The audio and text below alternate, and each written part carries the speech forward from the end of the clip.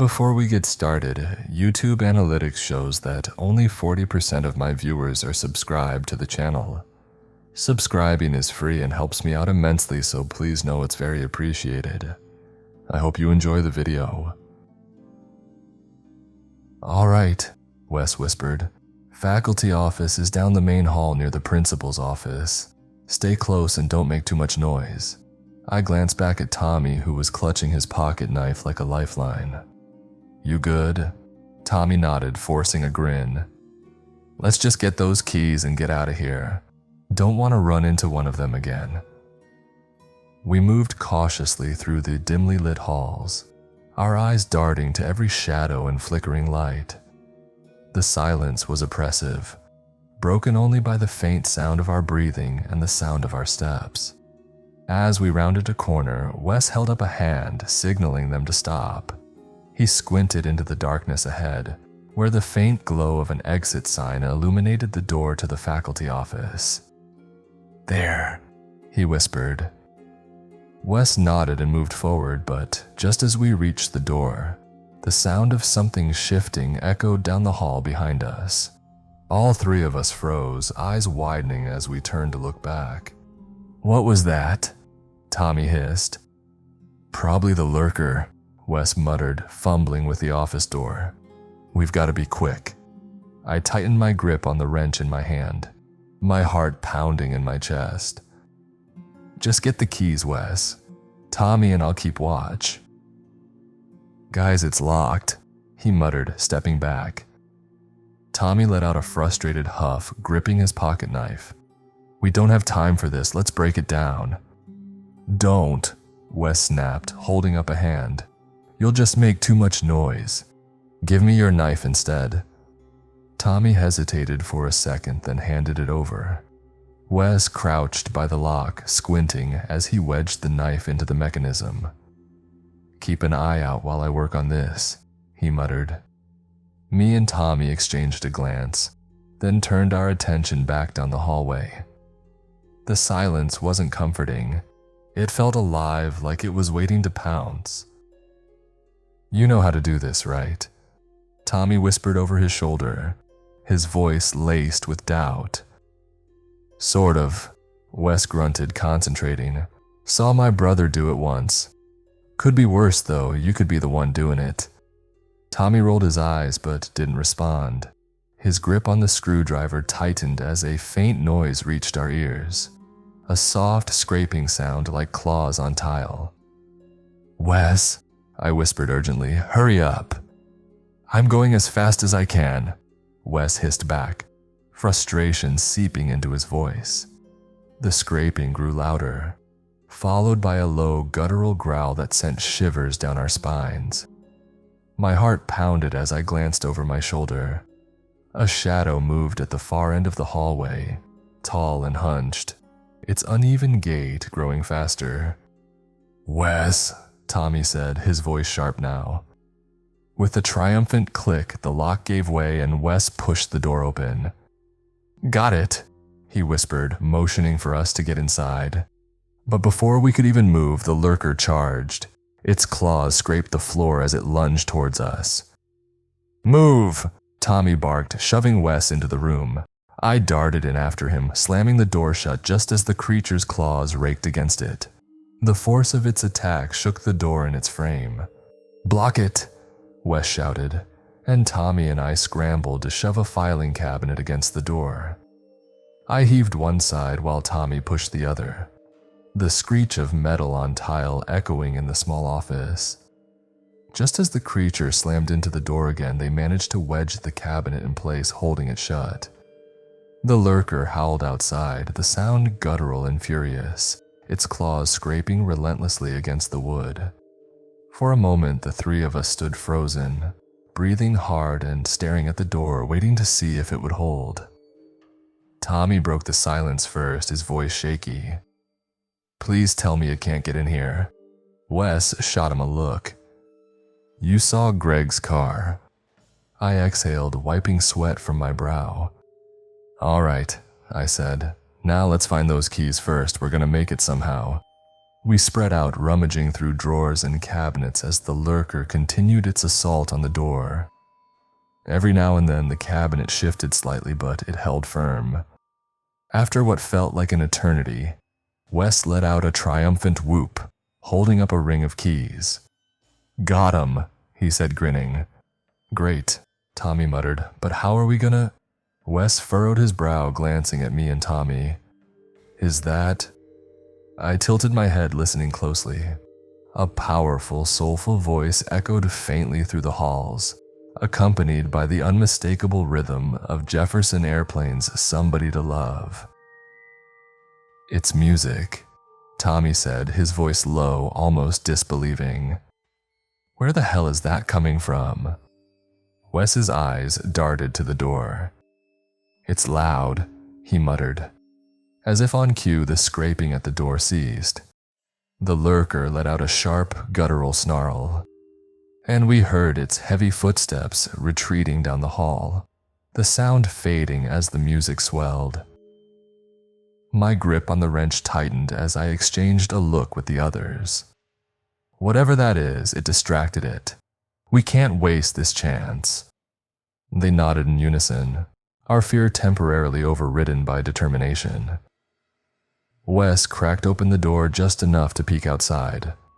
The hallway was empty, but the music filled the space, coming from somewhere deeper in the building. "It's clear," Wes whispered, opening the door wider.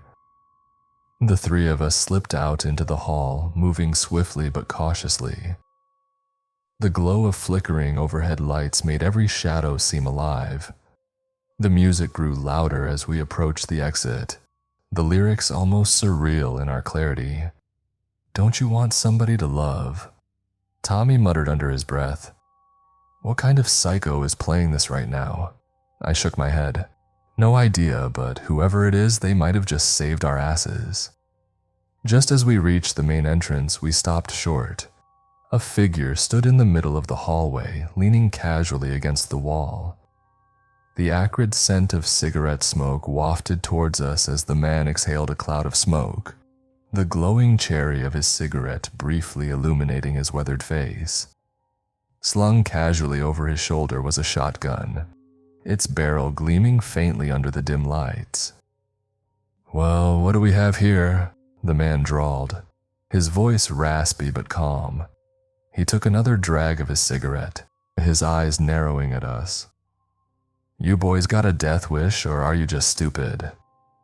Tommy gawked at him, his eyes darting between the shotgun and the man's face. "You're the janitor, right?" "Sharp as a tack," the janitor replied dryly, flicking ash onto the floor. "Now, are you going to keep standing there with your mouths open, or are you going to tell me why you're sneaking around my school while there are monsters out there?" I couldn't shake the odd vibe the janitor gave off.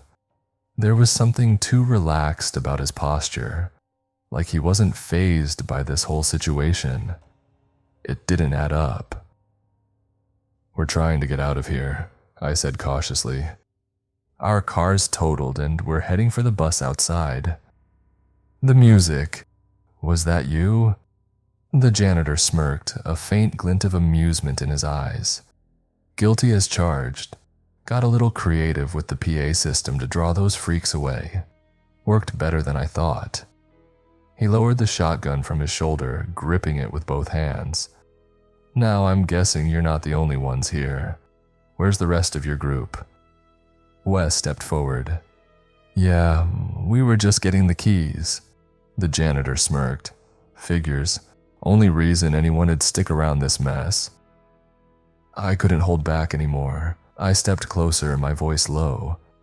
"You're not freaking out like everyone else. Do you know what's going on here? These things, you seem like you've dealt with them before." The janitor's smirk faded, his eyes narrowing. "I've seen enough to know you're in over your heads." He leaned in slightly, his voice barely above a whisper. "You think this just happened out of nowhere? Ask your parents if you can find them." My stomach twisted at the cryptic response. "What does that mean?" I pressed. "Do you know what these things are? Why they're here?" The janitor straightened, his expression hardening. "Time's running low, kid. I ain't got the luxury to play 20 questions, and neither do you. You've got people waiting on you." He let out a long sigh, his eyes briefly softening. "Just do yourself a favor. Get your friends and get that bus and get as far from here as you can." I didn't look away, suspicion gnawing at me. "You won't come with us?" The janitor chuckled dryly, though there was no humor in it. "Because some messes don't get cleaned up by running away." He looked down at the shotgun in his hands, his face clouded with something unspoken. Guilt, maybe, or regret. "Besides, I've got my own business to finish here." Wes frowned. "Business? You mean?" The janitor cut him off with a wave of his hand. "Doesn't matter. What matters is you kids getting out alive." He reached into his jacket pocket, pulling out a small revolver. He flipped it open, revealing 6 bullets inside the cylinder, then handed it to me. I hesitated, but took it, feeling the cold weight of the gun in my hand. I don't know how to use this." "You'll figure it out," the janitor said. "Don't waste your shots, and don't let your hands shake when it matters." Tommy glanced at the janitor. "You're really not coming with us?" The janitor slung the shotgun back over his shoulder, stepping past us toward the shadows of the hallway. "Good luck, boys, you're gonna need it." As he walked away, his voice echoed faintly back to us, tinged with something between resolve and resignation. He began humming, then softly singing, "Don't you want somebody to love?" The haunting tune followed us as we made our way to the exit, the janitor disappearing into the dim halls. As Tommy, Wes, and I stepped out of the school and into the cool night air, the group waiting near the parking lot turned towards us. Demi spotted me immediately, throwing her arms around me in a tight hug. I stiffened for a moment, surprised, before hugging her back. "You're okay?" Demi whispered, her voice shaky.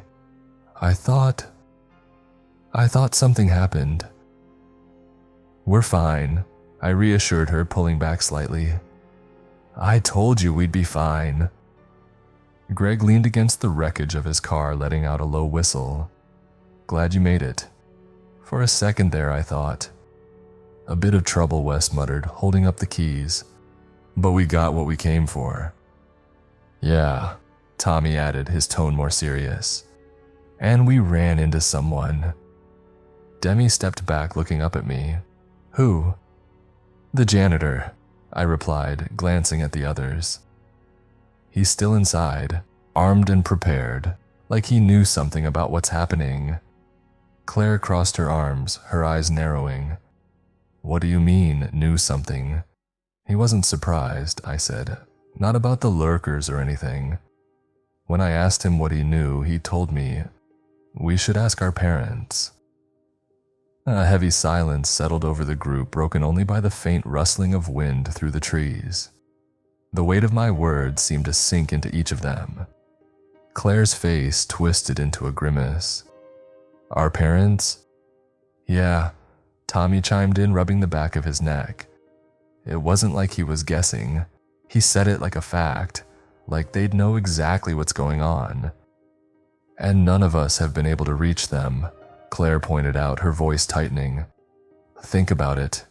Kev tried, Greg and I both tried. Not one of them answered. Doesn't that seem off?" Greg frowned, shaking his head. "Come on, Claire, are you saying our parents are involved in this somehow? That they have something to do with those things?" "Why not?" Kev countered, stepping closer to him. "Look at the facts. The party, the outbreak, the city. None of this is random, and not one adult we know has answered their phone, except for Tommy's uncle who lives in the outskirts." Demi, still holding onto my arm, spoke up hesitantly.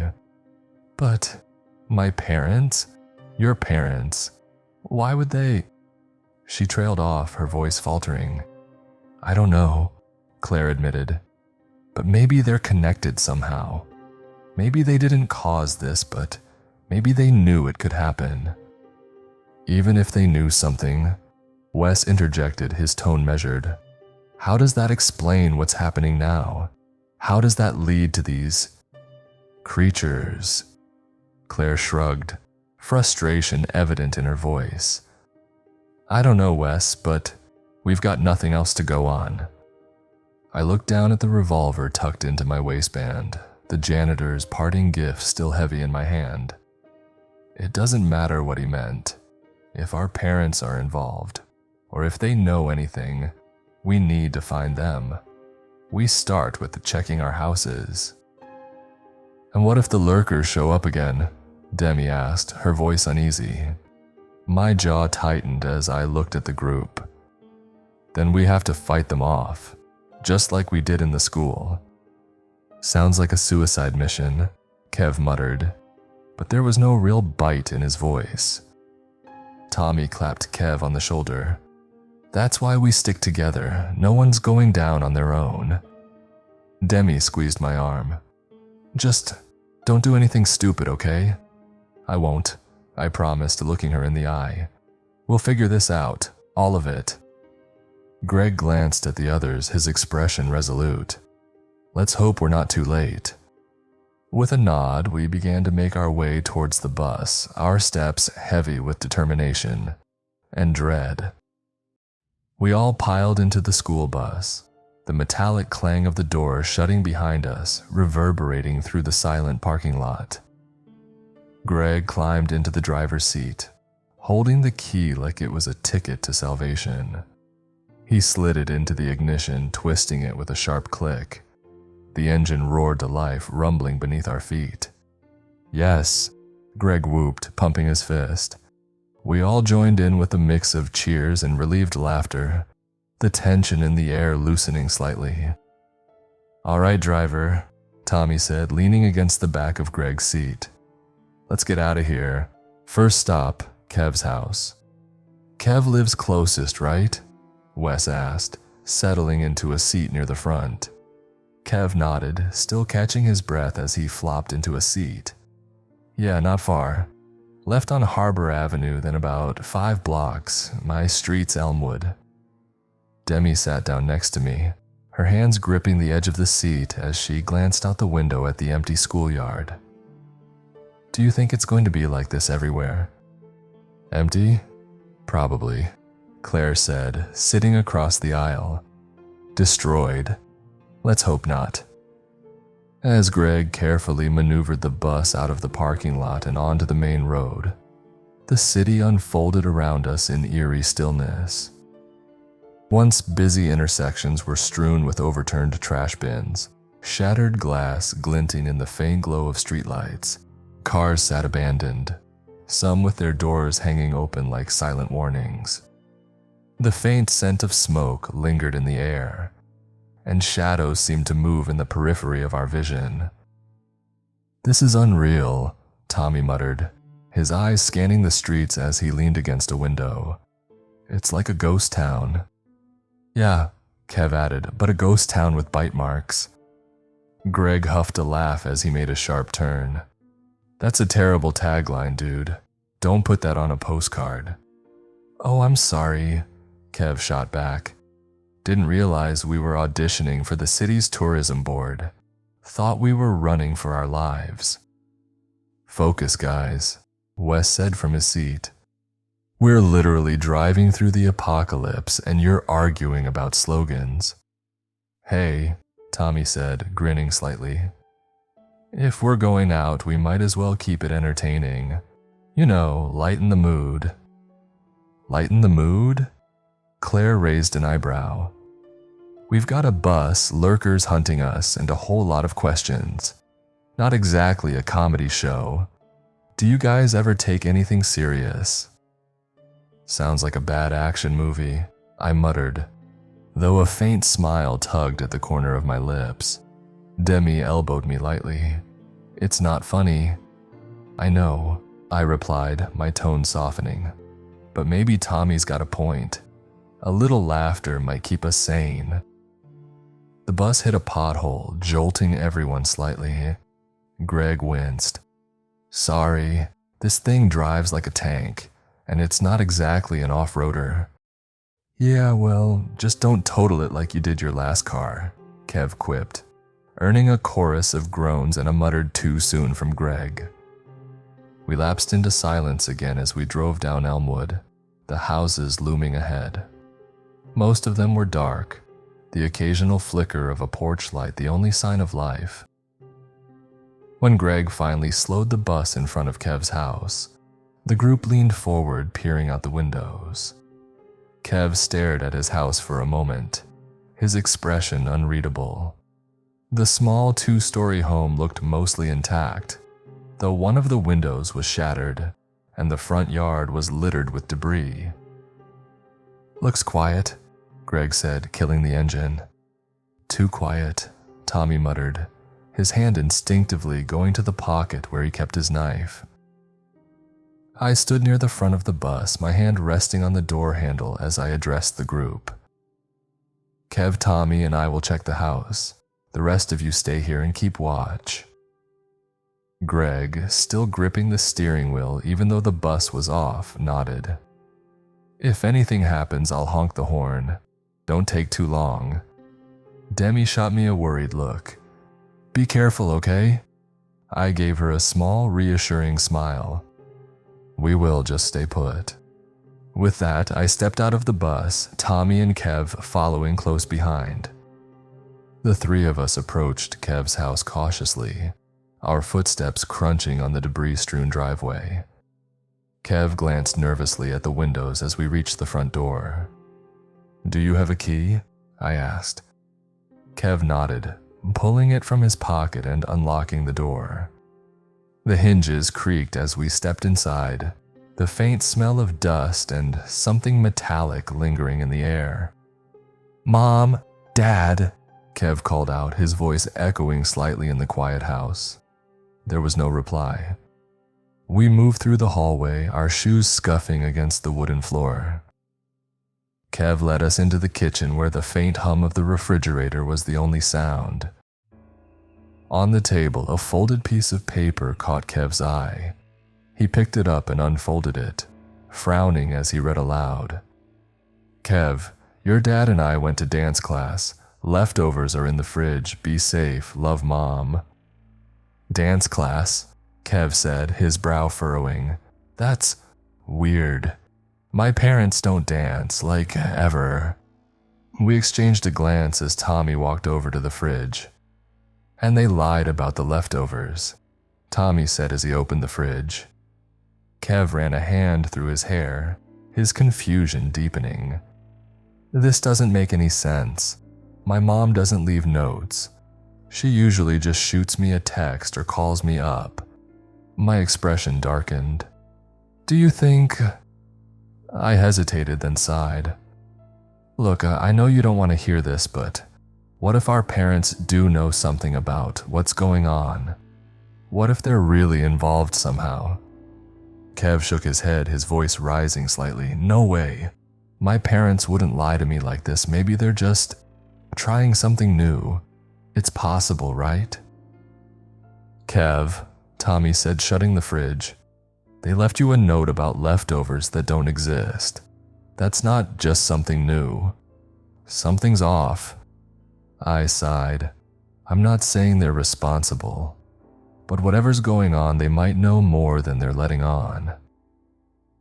Kev didn't respond, his jaw tightening as he stuffed the note into his pocket. Let's just get back to the bus. The three of us exited the house, glancing around warily as we crossed the yard and climbed back onto the bus. Anything? Greg asked as soon as they were inside. Kev tossed the note onto the dashboard. Found this in the kitchen. Says my parents went to dance class. Dance class? Greg's eyebrows shot up. Are you serious?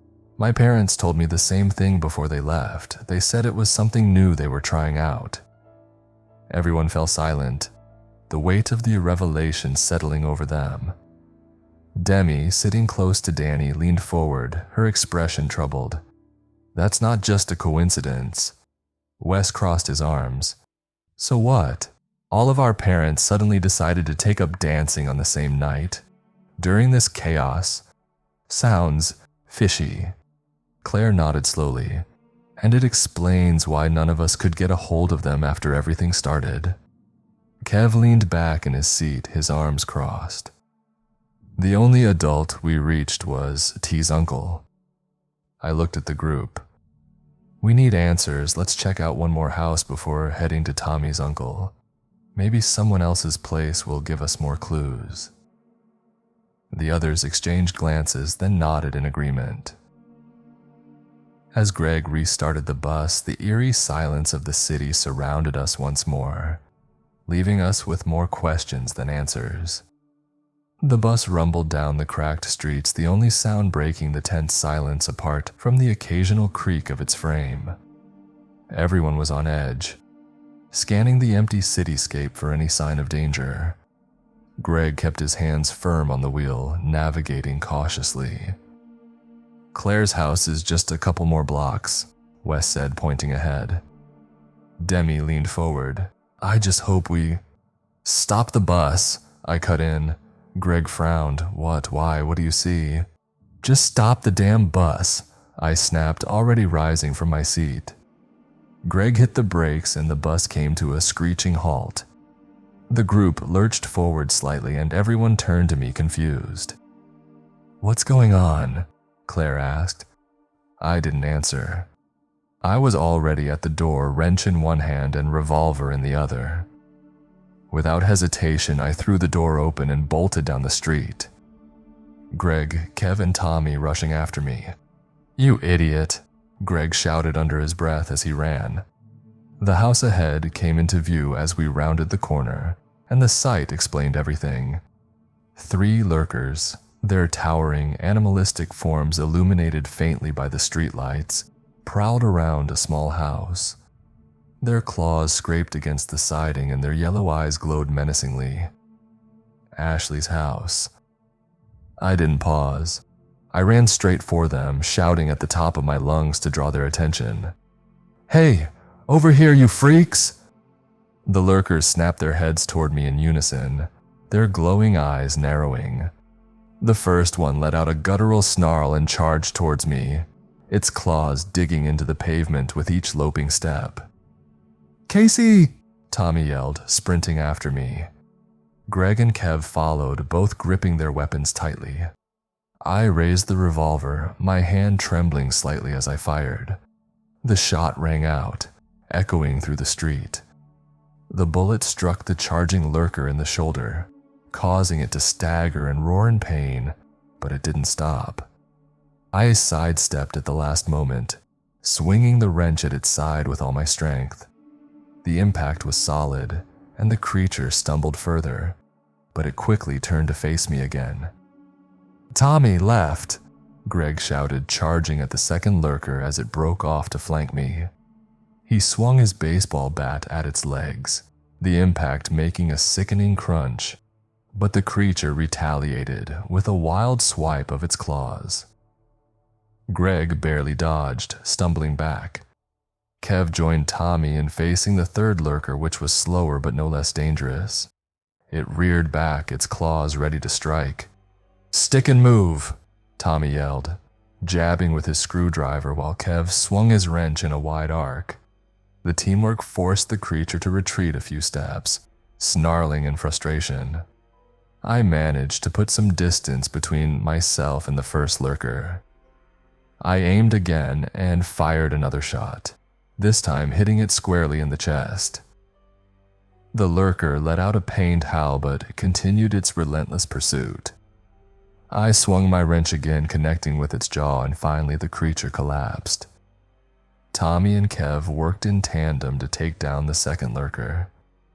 As it lunged at Kev, Tommy stabbed at its side with his pocket knife, giving Greg the opening to swing his tire iron directly into its head.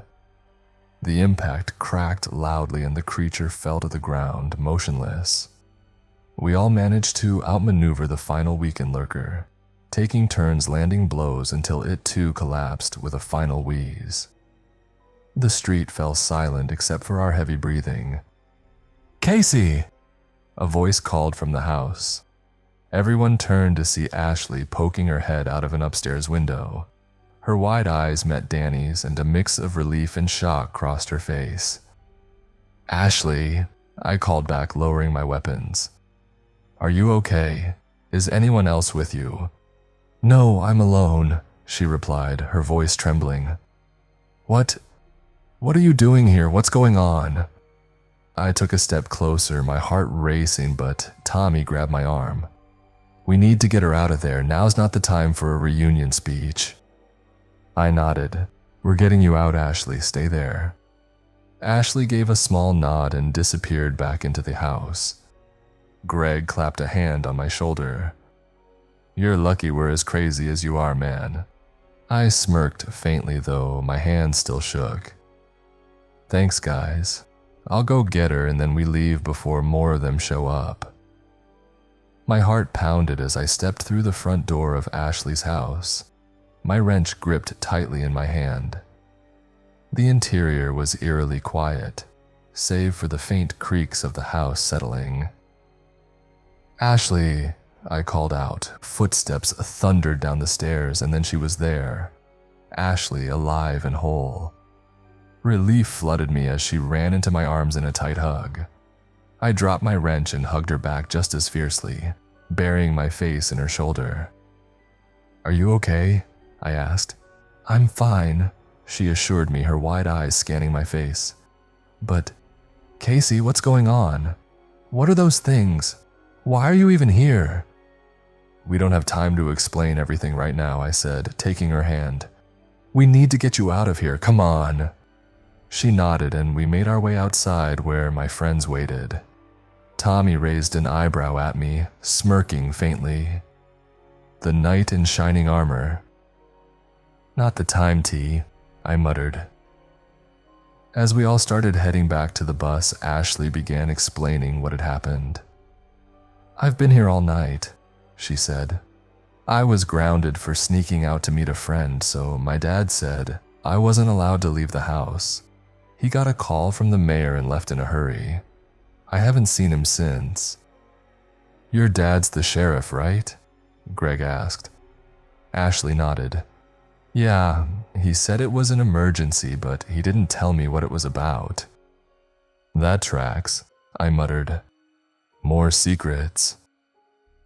As we walked, we started to piece things together, murmuring about the strange behavior of our parents and the escalating chaos in the town. But as we neared the bus, Kev froze, his expression darkening. "Guys, look." We all turned to see what he was staring at. In the distance, a group of lurkers was approaching, their hulking figures cutting ominous silhouettes against the faint glow of streetlights. There were more of them than we had ever seen before, moving together with a terrifying coordination. "Crap," Tommy breathed, gripping his pocket knife tighter. Greg's voice wavered. "We need to go, now." We broke into a run, sprinting toward the bus. Greg climbed into the driver's seat and started the engine, the others piling in behind him. But as I helped Ashley up the steps, I glanced back at the advancing horde and knew the truth. The bus was too slow. We wouldn't make it far before the lurkers caught up. My stomach sank, but I made my decision. I turned to Ashley, cupping her face in my hands. "Ashley, you're going to be okay." "What?" she asked, her voice trembling. "What are you talking about?" I kissed her deeply, my heart breaking as I pulled away. "I'll meet you all at the bridge," I promised. "The one that leads out of town. Just go, I'll draw them away." "No, Casey, no." Ashley grabbed my arm, but I gently pulled away. Demi was at the door now, her face a mixture of anger and panic. "Casey, don't do this." "I have to," I said firmly. I turned to my friends. "Get her out of here, keep Demi safe, that's all I'm asking." Kev tried to step forward, but Greg grabbed his arm. "He's not changing his mind," Greg said quietly, his jaw clenched. "We have to go." "Casey, you better keep your word," Tommy said, his voice low and raw. "I will," I said, stepping back. "Go, I'll see you all at the bridge." The bus doors closed and I watched as Greg floored the gas. The engine roared and the bus sped off down the street, its taillights disappearing into the night. I turned back to face the lurkers, gripping my wrench tightly. "All right," I muttered to myself. I steadied my breathing, clutching the revolver tightly in my hand. All of a sudden, it started to rain. The rain pelted against my face, mixing with the sweat dripping down my forehead. I wiped my eyes with my sleeve, glancing down at the revolver. 4 bullets left. No room for error. Raising the gun to the sky, I fired a single, deafening shot. The sound echoed through the empty streets like a thunderclap. The lurkers, drawn to the sharp noise, immediately turned their attention to me. Their glowing eyes locked onto mine, their movements becoming faster and more frenzied as they bounded towards me. Without waiting another second, I bolted. My legs pumped furiously, splashing through puddles as the rain intensified. The cold droplets soaked my clothes and clung to my skin, but I didn't care. Every ounce of my focus was on reaching the old power plant. The path to the plant was etched into my memory. Ashley and I had come here countless times on stolen nights when she snuck out of her house. It was our secret spot since it wasn't far from her house. Now it was my only chance to survive. Behind me, the guttural growls and heavy footsteps of the lurkers grew louder. I didn't dare to look back, but I could feel them closing the distance. My breath came in ragged gasps, my sneakers slipping slightly on the rain-slick pavement. They had been white once, but now they were muddy, torn, and soaked through. I ignored the sting of the cold water seeping through them and pushed myself harder. The power plant loomed ahead, its skeletal structure casting eerie shadows in the dim light. I ducked through the broken chain-link fence and vaulted over a pile of rubble, finally reaching the plant's entrance. The lurkers were still on my trail, their snarls echoing in the empty space. Panting, I quickly scanned the area. The interior of the power plant was a maze of rusting machinery, broken pipes, and abandoned equipment. A plan started to form in my mind. I sprinted toward an old control panel near a cluster of loose wiring and broken gas canisters. The place had been shut down for years, but some of the old machinery looked intact enough to cause some damage if used right. I took out the wrench from my pocket and started loosening one of the valves on the canisters. It hissed to life, releasing a faint cloud of gas into the air. Okay, I whispered to myself, gripping the wrench tightly. I crouched low behind a cluster of pipes, trying to control my breathing as the first lurker burst into the room. The creature's glowing yellow eyes scanned the area, its claws scraping along the metal floor as it sniffed the air. Its movements were twitchy and erratic, like it was on the verge of losing what little humanity it had left. The others weren't far behind. I could hear their heavy footsteps closing in. Just a little closer, I thought, raising the revolver. When the first lurker stepped near the gas canisters, I fired. The bullet struck the floor with a sharp clang, creating a loud noise that sent the creature into a frenzy. It swiped at the air, growling, and the others charged in, drawn to the commotion. I gritted my teeth, aiming carefully at the valve I had loosened. I pulled the trigger. The bullet hit its mark and the gas canister erupted in a deafening explosion. Flames burst outward, engulfing the lurkers in a blinding inferno. The shockwave knocked me back, slamming me against a nearby wall.